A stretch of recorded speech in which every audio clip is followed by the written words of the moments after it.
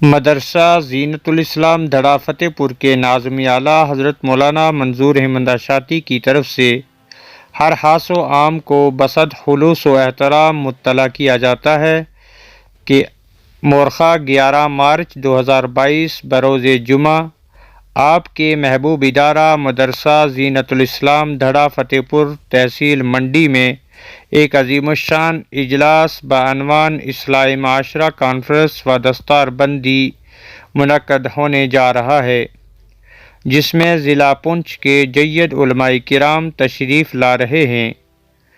programme صبح 9 بجے سے نماز جمعہ تک جاری رہے گا، اس لیے تمام حضرات کو بلا لحاظ مسلک و مشرب